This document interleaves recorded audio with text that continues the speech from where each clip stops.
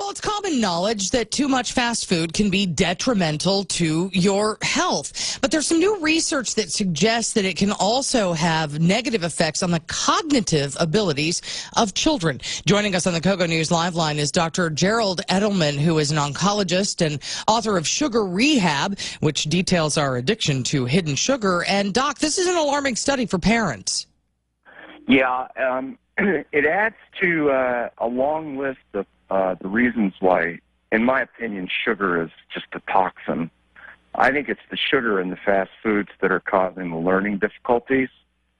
And the reason for that is we're getting spikes and valleys in our sugar levels all day long because of all the sugar they're adding to the foods we eat.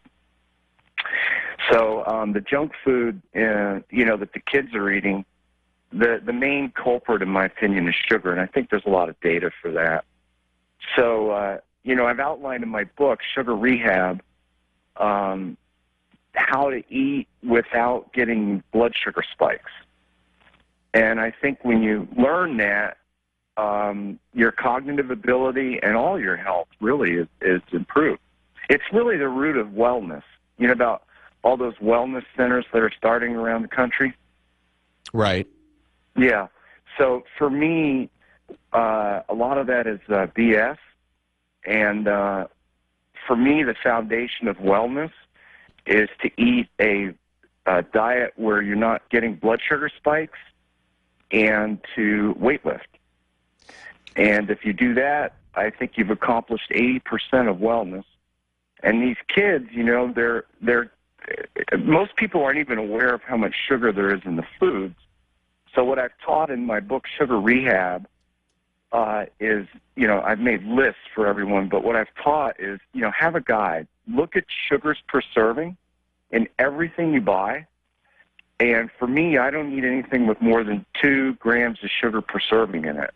So do you guys know how many grams of sugar there are in a sugar cube? I no clue. Not offhand. Yeah, it's a good marker for your listeners to think about and start thinking about. 4 grams of sugar in a sugar cube. In a Coke, average serving of a Coca-Cola, there's 44 grams, so 44 divided by 4 is 10 sugar cubes.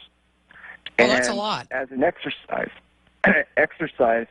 your listeners can look at every food in the grocery store, look at sugars per serving, and visualize how many sugar cubes they're eating in a serving or how many servings there are that they're going to eat.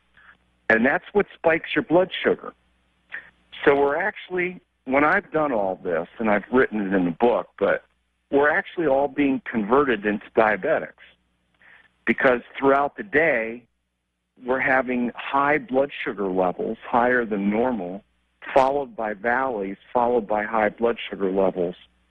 And the kids that are eating all this stuff that's quoted in the studies, they're essentially being converted into diabetics, and we know what diabetes does. It causes all sorts of diseases. Okay, so when you're talking about fast food and you're talking about Cokes and probably milkshakes, things like that, are you also talking about like chicken fingers, cheeseburgers, French fries, things like that? Yeah, but the problem with those things is not the meat. The problem is the chicken fries has flour, processed flour, in the bread, that they use to fry it in. And there's nothing worse.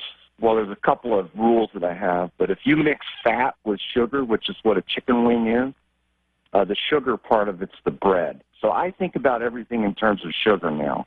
I've tried to simplify it. We hear about carbs, complex carbs, net carbs, blah, blah, blah. It gets very complicated. For me, I look at something as, is this going to spike my blood sugar or not? All right. Chicken wings spike your blood sugar. Okay. Thank you very much, Doc. We appreciate it. Dr. Gerald Edelman. Can I just tell you one thing? Sure. So I've got a website. It's called drjerrys.com, drjerrys.com. Your listeners can go to that and get a bunch of educational stuff, maybe buy the book. Perfect. All right. Thank you, Doctor, very much for your time this morning. KOGO News Time 546.